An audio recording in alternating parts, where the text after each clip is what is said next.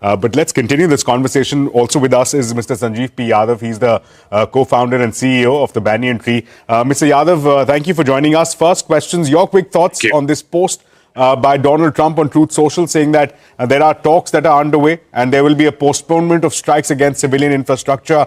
Again, the question that many of our analysts, many of our guests are asking, that is this credible? Will this hold? Yeah, no, I think obviously the markets are responding. We can see it very positively. Oil futures are responding positively, but I think this was a follow-on of Iran and the regime, or whoever is in power currently, getting a sense that it's game over. And how is this going to end? And how is it going to end in a way that can allow the regime to retain some power or power itself? We've seen global momentum shift in the last week in terms of the telltale signs of the Europeans starting to send resources, the Arab states, including the Kingdom of Saudi Arabia, Qatar, expelling diplomats. So the on-the-ground signals were already telling us that the momentum has been shifting.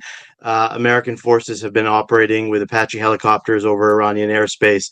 So I think the broader signals have been there, and Trump's tweet of a 48-hour deadline was a signal of kind of this return almost to Jacksonian foreign policy for America, which is a very almost aggressive stance. And I think the Iranian response that we can assume has been happening with back channels has been a signal about how can they retain power, how can they find an off-ramp themselves with this conflict in order to maintain some level of power.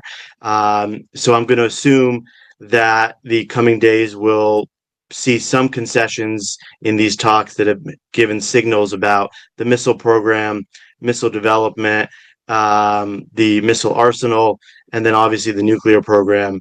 So I think it's a wait and see over the next 5 days in terms of where this goes.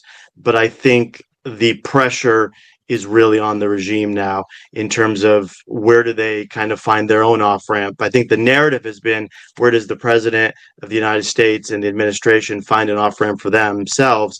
But I think in many ways for the regime, they're trying to figure out how they survive, having been completely, for the most part, eliminated at the top levels of the political leadership.